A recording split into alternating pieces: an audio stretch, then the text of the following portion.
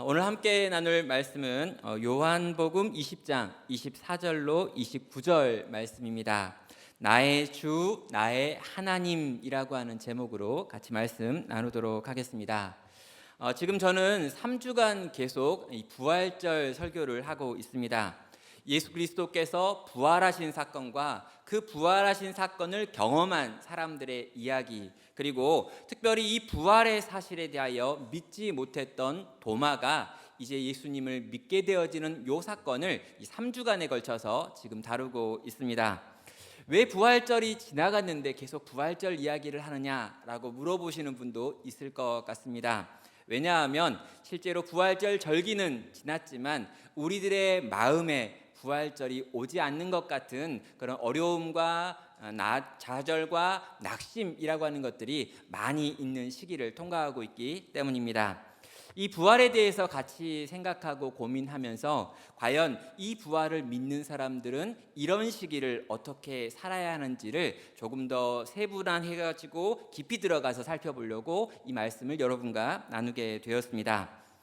이 부활에 대해서 생각해야 될 것 첫 번째는요, 이 부활이 역사적인 사실이다라고 하는 이 부분입니다.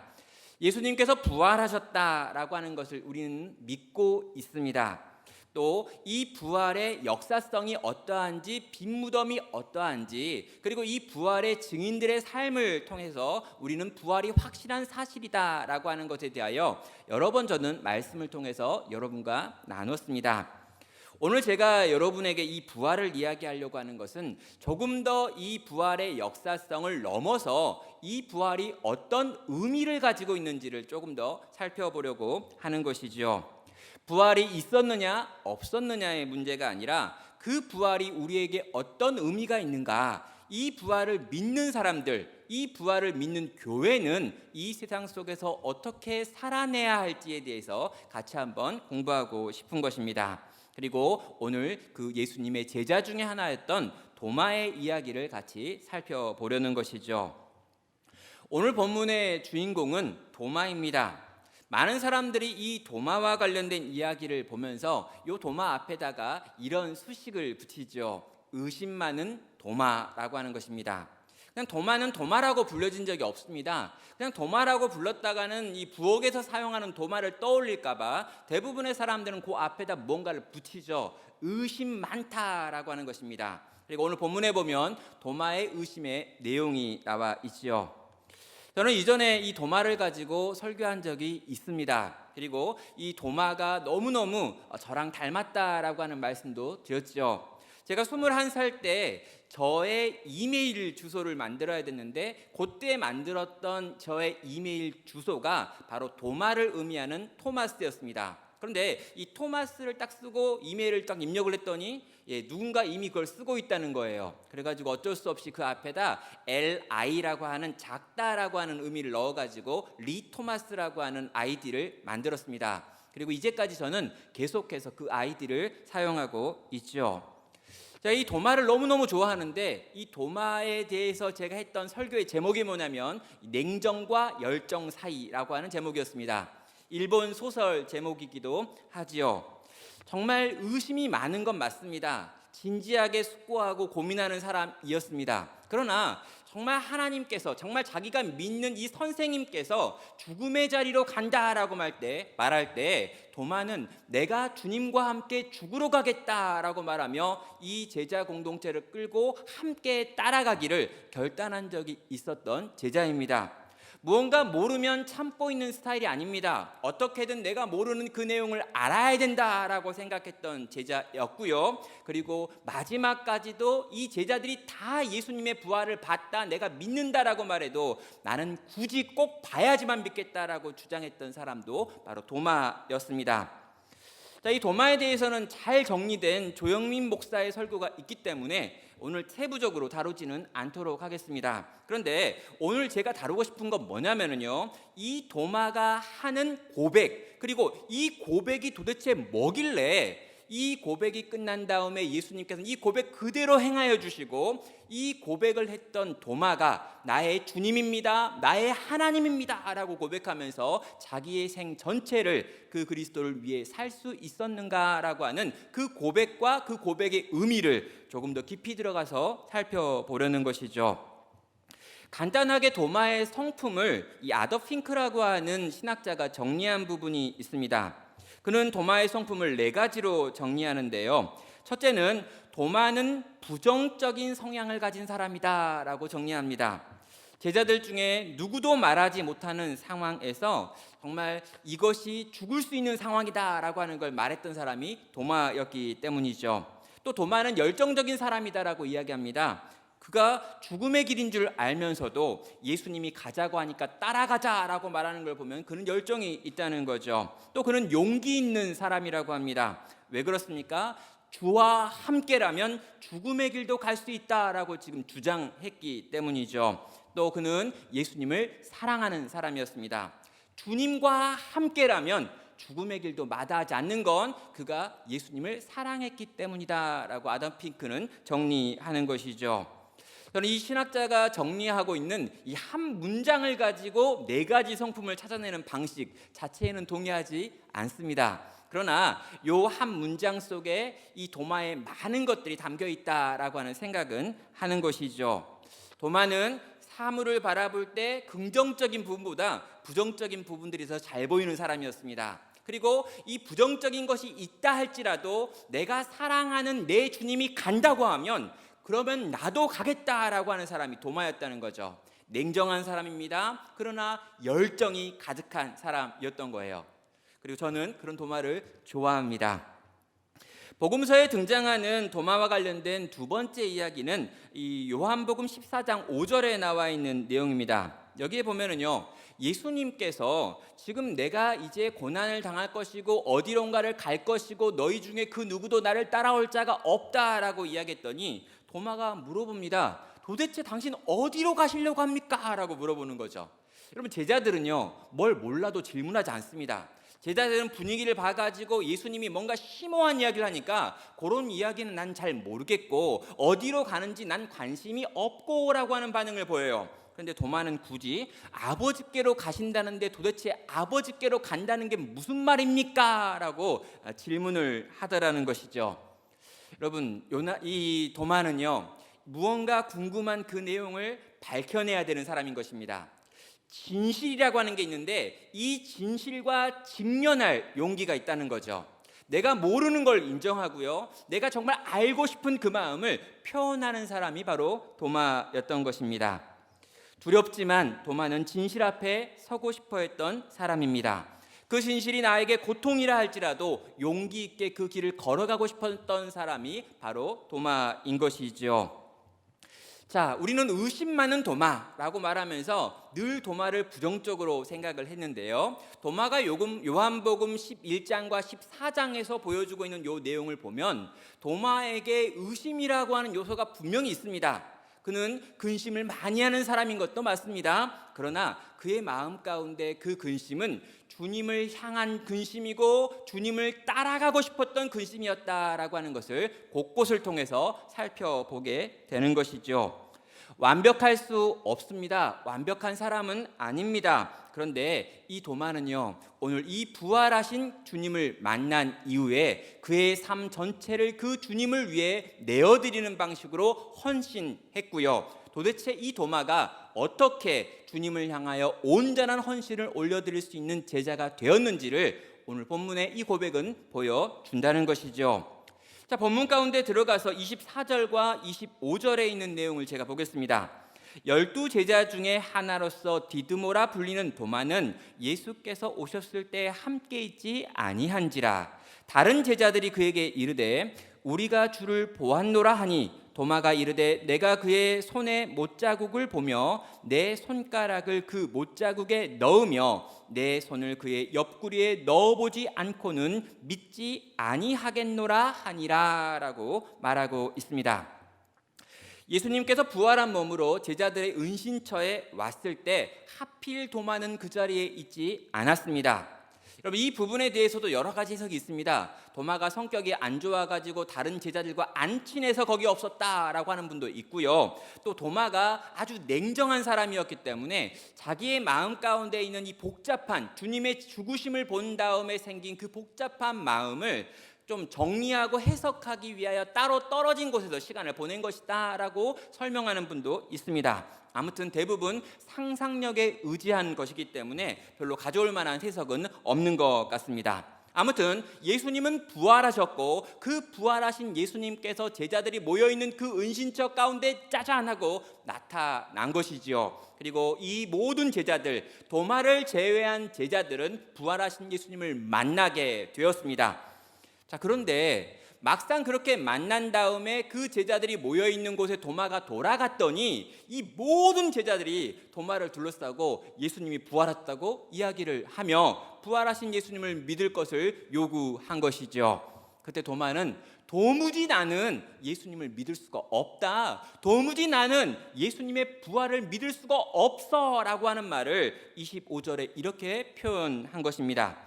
내가 그의 손에 못자국을 보며 내 손가락을 그 못자국에 넣으며 내 손을 그의 옆구리에 넣어보지 않고는 믿지 아니하겠노라 라고 지금 말하고 있는 것입니다. 나는 너네가 하는 말을 믿지 못하겠다라고 말하는 거죠. 여러분, 우리는 이 도마의 말을 들으면서 대부분 도마가 정말 수준이 낮구나라고 하는 생각을 합니다. 도마는 진짜 의심이 많네라고 하는 생각을 해요. 그런데 절대 그렇지 않습니다. 왜 그렇습니까? 여러분, 이 죽은 자가 살아난다라고 하는 건요, 도무지 믿을 수 없는 말이기 때문입니다. 여러분, 죽은 자가 살아났다, 죽은 자가 3일 만에 부활했다, 그것도 십자가에 달려서 모든 사람들이 보는 그 자리에서 비참하게 물과 피를 다 쏟아낸 그가 살아났다라고 하는 말을 여러분 믿으라고 하면 그게 믿겨지느냐라는 거예요. 여러분, 예수님의 제자들도 마찬가지였습니다. 여러분, 이 부활의 아침에요, 이 여인들 몇 명이 가가지고 예수님의 부활의 흔적을 보고 와가지고 보고를 했습니다. 그럼 베드로와 요한도 이 말을 듣고 깜짝 놀라가지고 예수님의 무덤에 가가지고 실제 그 안에 들어가서 무덤이 비어있다는 것을 보고 돌아왔습니다. 그럼 막달라 마리아는 더 오래 무덤가에 남아있다가 부활하신 예수님을 만나가지고 그분과 대화를 하고 돌아와서 예수님의 부활에 대해 이야기했습니다. 그런데 아무도 그 제자들 가운데 예수님의 부활을 믿는 사람이 없었습니다. 심지어 엠마오로 내려가던 두 제자들이 길에서 예수님을 만나 많은 대화를 나눈 다음에 예수님의 부활하심을 증거하기 위하여 다시 올라가서 증거했지만 거기에 남겨져 있던 모든 제자들은 예수님의 부활을 믿지 못하고 두려워하며 문을 걸어 잠그고 숨어 있었던 것이 바로 지난주 주일의 상태였던 것이죠. 그럼 제자들은요, 예수님의 부활을 예수님을 보기 전에는 믿지 못했다는 것입니다. 자, 도마도요, 지금 똑같은 거예요. 도무지 믿을 수가 없는 겁니다. 지금 제자들이 왁자지껄하게 자기를 향해서 예수님을 봤다, 만났다, 그분이 부활했다, 그분의 손에 못자국이 있고 그분의 옆구리에 창자국이 있더라 라는 이야기를 다 들려주는데 그 이야기를 들어도 믿을 수가 없는 겁니다. 아니, 이렇게나 나를 둘러싸고 있는 많은 이들이 지금 자기를 둘러싸고 계속해서 예수가 부활했다고 말해도 믿겨지지가 않는 거예요. 여러분, 이 느낌 뭔지 아십니까? 아무리 많은 사람들이 백이 다 나를 둘러싸고 나를 향해서 예수님이 부활했다라고 말해도 안 믿어지는 거예요. 저는요, 이걸 경험한 적이 있습니다. 저는 모태신앙입니다. 아버지가 목회하고 계십니다. 주변에 거의 대부분의 사람들이 다 교회 다니는 신실한 성도들이었습니다. 그런데 그 많은 성도들과 심지어 내 아버지와 내 어머니가 예수님이 너를 위해 십자가에 달려 죽었고 너를 위해 부활하셨고 승천하셨고 다시 오실 것이며 그분을 믿어야 영원히 산다라고 그렇게 많이 이야기해도 저는 믿겨지지가 않았습니다. 신기하죠? 그렇게 많이 둘러싸고 이야기했는데, 그렇게 자주 들었는데, 그렇게 반복적으로 거의 세뇌당하듯 들었는데 제 마음 가운데 믿음이 생기지 않더라는 것이죠. 그리고 어쩌면요, 우리 자녀들 가운데 그런 이들이 여전히 있을 겁니다. 그리고 우리 주변에 그런 이들이 여전히 있단 말이에요. 그렇게 많이 들으면 믿을 법한데 아직도 믿지 않아요. 그리고 속으로는요, 아주 진실한 친구라면 그걸 표현하고요, 진실하지 않는 저 같은 친구는 꽁꽁 담고 있다가 어느 때건 내가 힘이 생기면 그때 내 맘대로 살아보리라 라고 하면서 시간을 보낼 수 있다는 것입니다. 사랑하는 성도 여러분, 도마는 솔직한 사람이었습니다. 도마는 자기 안에 있는 이 궁금증을 풀어야겠습니다. 도마는 믿고 싶지 않은 게 아니라 믿고 싶는데 믿을 수가 없었던 겁니다. 도마는 정말 믿고 싶어요. 부활하신 주님을 자기도 만나고 싶고 그 주님을 믿고 싶고 그 주님을 따르고 싶은 마음 가운데 열망이 있습니다. 그런데 믿어지지 않는 상태였던 거죠. 그래서 도마는요, 이 많은 사람들 앞에서 아주 큰 소리로 이렇게 외친 것입니다.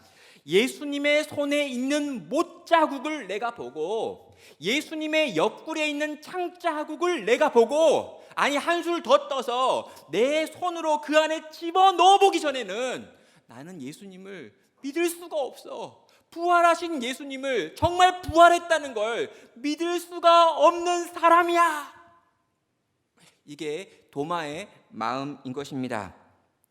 여러분, 여기서 하나 우리가 질문해 볼 게 있습니다. 왜 굳이 도마는요, 예수님의 부활하신 몸에 있는 상처들을 열거하면서 이 상처들을 내가 봐야겠고 이 상처들을 내가 만져야겠다라고 이야기하며 부활의 증거로 예수님의 상처를 언급하고 있는 걸까요?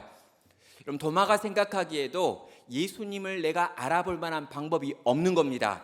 여러분, 그 당시 유대인들의 마음 가운데는요, 부활하게 되면 이전의 몸과는 다른 몸을 입게 된다라고 하는 생각이 있었습니다. 그래서 부활한 사람을 내가 알아볼 수 없다라고 하는 생각이 있었던 거죠. 형체가 달라지고 형체가 변화되기 때문입니다.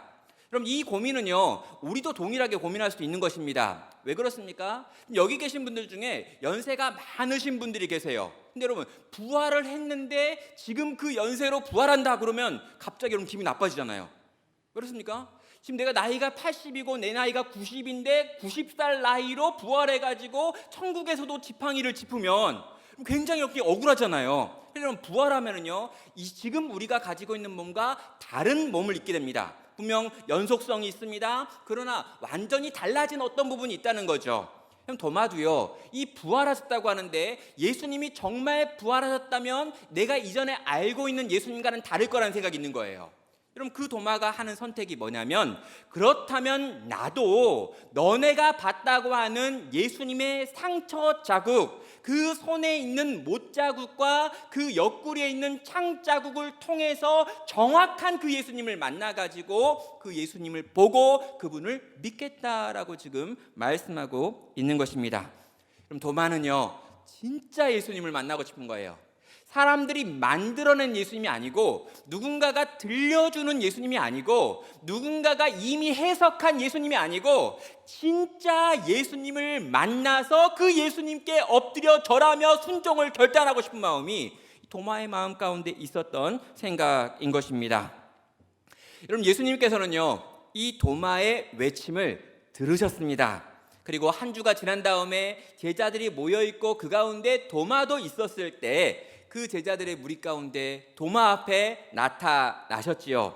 그러더니요, 예수님께서 그 무리 속에서 정확하게 도마를 딱 찍어가지고 도마를 향해서 다가오시면서 이렇게 말씀하십니다. 27절이죠. 도마에게 이르시되 내 손가락을 이리 내밀어 내 손을 보고 내 손을 내밀어 내 옆구리에 넣어보라. 그리하여 믿음 없는 자가 되지 말고 믿는 자가 되라. 여러분, 이게 예수님께서 도마에게 찾아오셔서 첫 번째로 딱 찍어놓고 하고 계신 말씀인 것입니다. 예수님은 도마의 외침을 들으셨습니다. 도마의 의심이 의심하기 위한 의심이 아니라 정말 믿고 바르게 믿고 결단하고 그분을 따르기 위한 의심인 줄 예수님은 정확하게 아셨던 것이죠. 도마가 진짜 간절하게 예수님을 믿고 싶다라고 했기 때문에 예수님께서는 도마에게 나타나셔서 그 간절한 소원과 그 기도에 응답하고 계신 것입니다.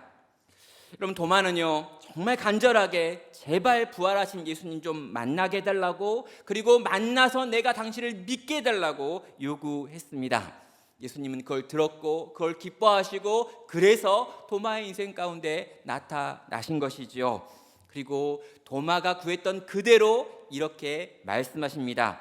너의 손가락을 내밀어 내 손을 보고 내 손을 내밀어 내 옆구리에 넣어보라. 그리고 믿음 없는 자가 되지 말고 믿는 자가 되자 라고 주께서 말씀하신 것입니다.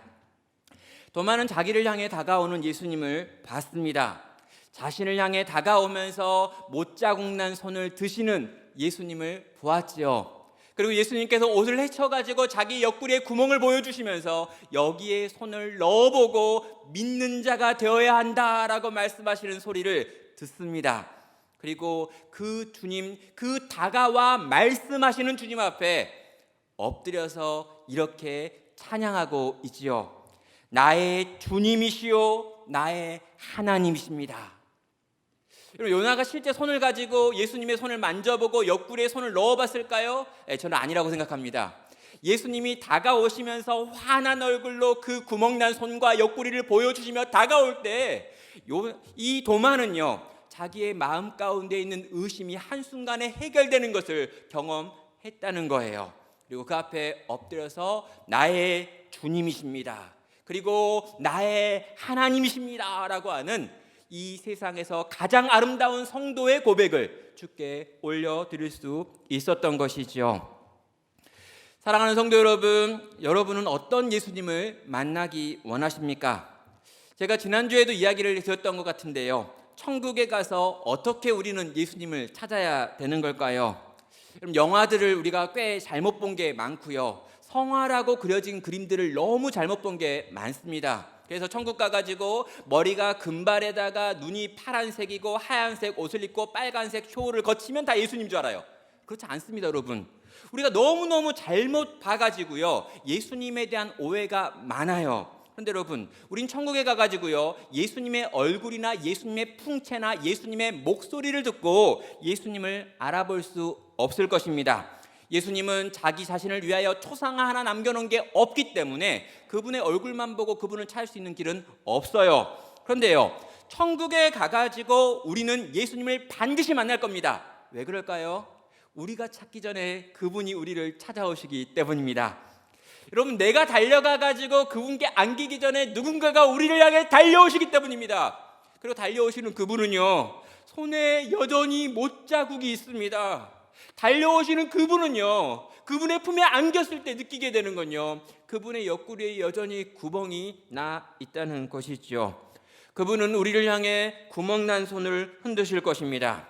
그리고 그분은 우리를 끌어안으실 때 그 옆구리에 있는 그분의 구멍난 찬자국을 보여주실 것입니다. 그래서 우리는 그분을 거기서 알아보게 될 거라는 거죠.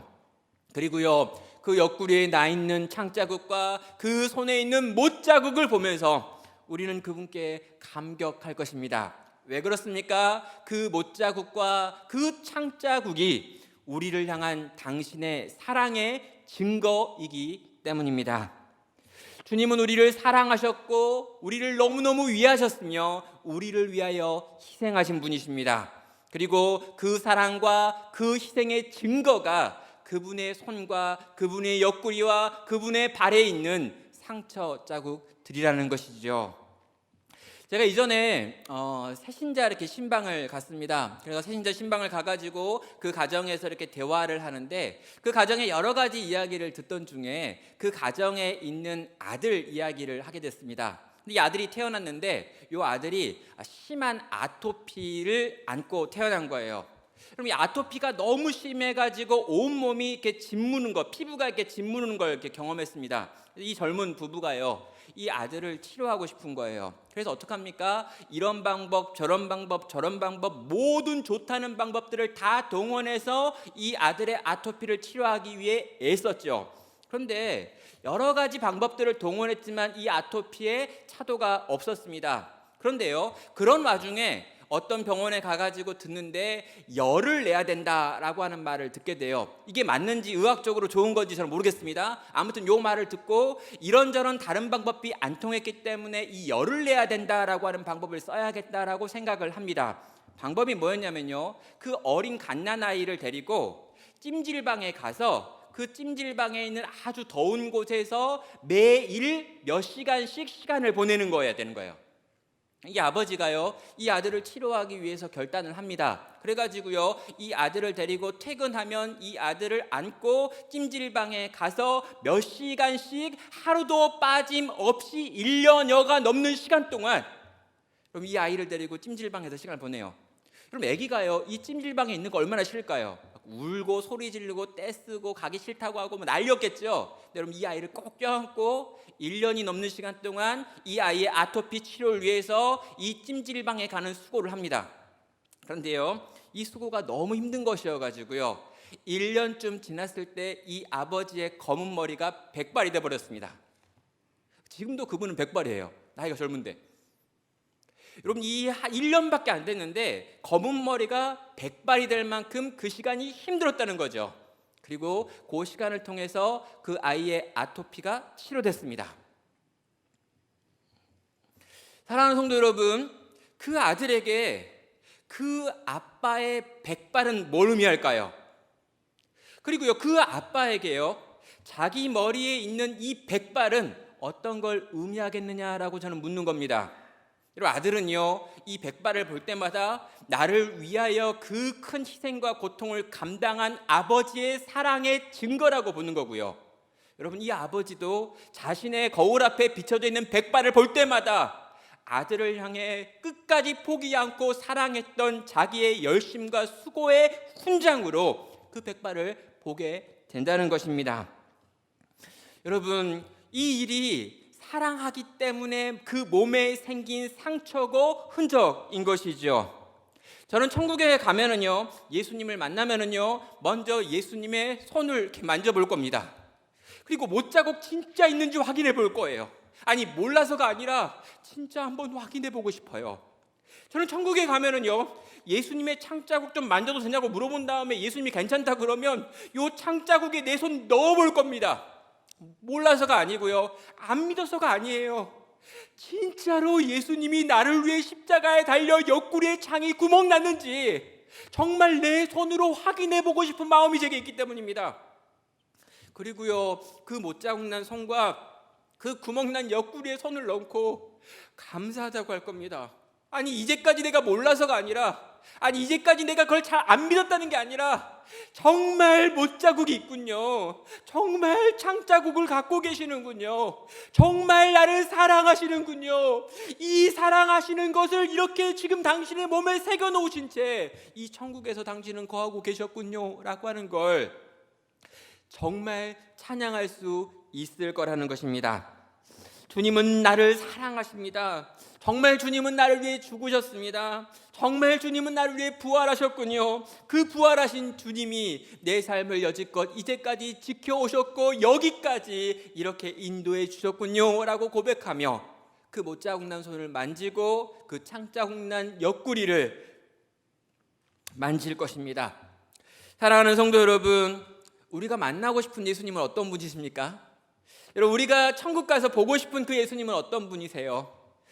멀쩡한 푸른 눈을 가진 잘생긴 외국 청년입니까? 여러분, 그런 분이라면 동네에도 많고 아이돌 중에도 많잖아요. 여러분, 우리가 진짜 만나고 싶은 예수님은요, 창자국 난 예수님, 못자국 난 예수님, 그리고 우리를 향해 달려와 우리를 끌어안으시는 바로 그 예수님이라는 것입니다. 이제 이 말씀의 결론까지 왔습니다. 주님의 손과 발 옆구리에 있는 상처는 우리들에게 많은 걸 생각하게 합니다. 그런데요, 단지 거기서 끝난다면 우린 이 이야기를 다 아는 게 아니지요. 우린 이 부활의 이야기를 다 알지 못하는 것입니다. 주님께서 이 손과 이 창자국을 보여주시고 만지게 하시면서 우리에게 말씀하시는, 또 가르치시는 이 땅을 사는 하나님의 백성들의 삶의 방식, 교회의 삶의 방식이 있기 때문입니다.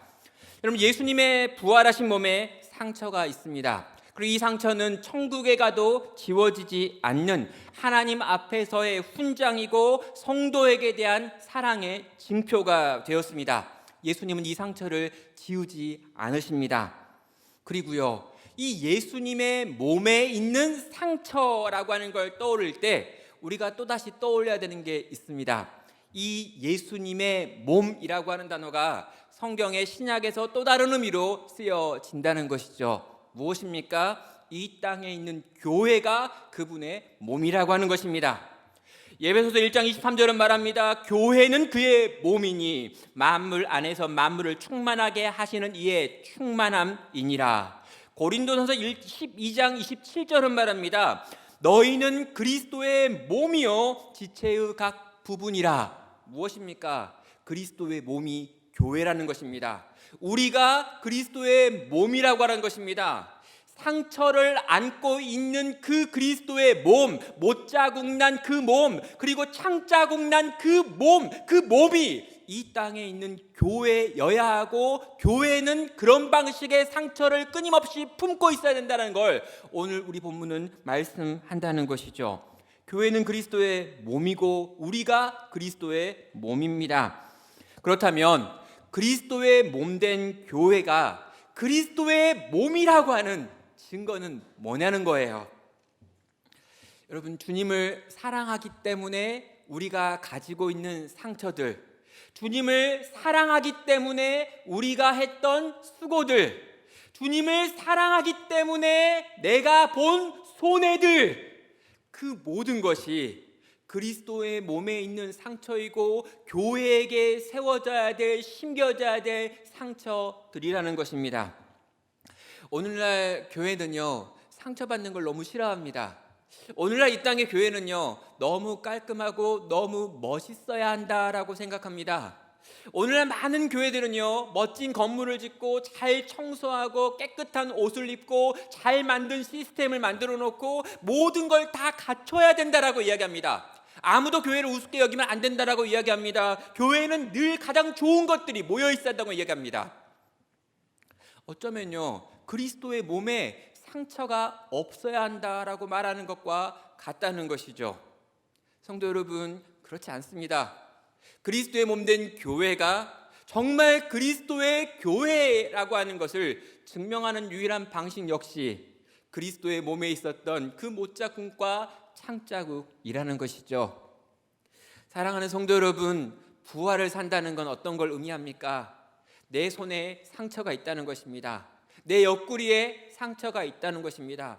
예수님을 믿기 때문에, 예수님을 사랑하기 때문에, 예수님의 그 크신 사랑을 내가 받았기 때문에 그 주님으로 인하여 이러한 손해를 내가 내 삶 가운데 받았습니다. 이러한 어려움을 내가 당했습니다. 이런 고난이 내 삶 가운데 있었습니다. 이런 내가 품지 않아도 될 사람을 품었습니다. 내가 사랑하지 않아도 될 사람을 사랑하다가 이런 어려움을 당했습니다라고 말하는, 우리의 희생과 우리의 아픔과 우리의 고통의 모든 흔적들을 품고 갈 때라야 우리는 그리스도의 몸된 교회고 성도일 수 있다는 것이죠. 사랑하는 성도 여러분, 부활을 산다라고 하는 것은요, 정말 부활하신 그리스도를 내가 믿는다라고 하는 것은요, 어쩌면 우리가 생각하는 그런 멋진 게 아닐 수 있다는 것이죠. 성도 여러분, 어려움이 있는 겁니다. 아픔과 손해가 있는 것입니다. 세상 사람들은 경험하지 못하고 경험할 필요도 없는 손실을 당하는 것입니다. 예수님을 사랑하기 때문에, 정말 그 사랑하시는 예수님 따라 살고 싶기 때문에, 그리스도의 몸이고 싶고 그리스도의 몸된 교회로 살고 싶기 때문에 우리 안에 있는 여러 가지 아픔과 고통과 좌절과 낙심, 장애들을 끌어안고 함께 걸어가는 것, 이것이 이 땅을 사는 성도의 하루하루가 된다는 것이지요. 여러분, 상처가 뭘지 한번 생각해 보십시오. 내가 주님 때문에 당하는 어려움이 어떤 것일지 생각해 보십시오. 예수님 때문에 당하는 손해가 무엇일까? 얼마나 내가 그분 때문에 당한 손해가 많을까? 한번 고민해 보십시오. 주님 때문에 당한 손해가 너무 없다면 여러분, 우린 잘못 산 것입니다. 근데 여러분, 부탁드립니다. 내가 내 삶을 계산해 봤는데 주님 때문에 당한 손해가 많은 거예요. 내가 내 삶을 잘 이렇게 펼쳐봤더니 주님 때문에 당한 어려움들이 많은 겁니다. 주님이 빠지면 당하지 않을 어려움들이 있었는데 내가 주를 믿기 때문에 당하는 어려움들, 아픔들, 좌절들, 낙심들, 고통들, 울었던 것들이 내 삶에 많이 있다면, 여러분, 우리는요 어쩌면 이 부활을 살았고 그리스도의 몸으로 여기까지 걸어온 것입니다. 사랑하는 성도 여러분, 이스라엘 백성들에게 고아와 과부와 나그네들은 꼭 있어야 했습니다. 이거 없으면 더 이상 이스라엘이 아니라고 말씀하셨죠. 그럼 초대교회는요, 그래서 가난한 자, 아픈 자, 병든 자들을 끊임없이 끌어안는 곳이었습니다.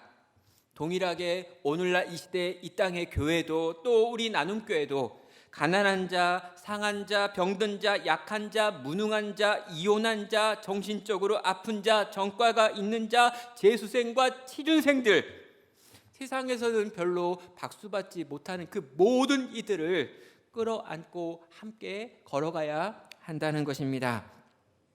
상처난 손과 몸으로 우리 가운데 오셔서 사랑을 증명하신 우리 주님 앞에 나의 주님, 나의 하나님입니다 라고 고백하는 것이 이 땅의 교회고 우리들이라면, 그 주님이 품고 있는 그 상처를 내 삶 가운데 가지고 들어와 함께 끌어안고 믿음으로 또 한 걸음 또 한 걸음 그렇게 걸어갈 수 있기를 주님의 이름으로 축원합니다.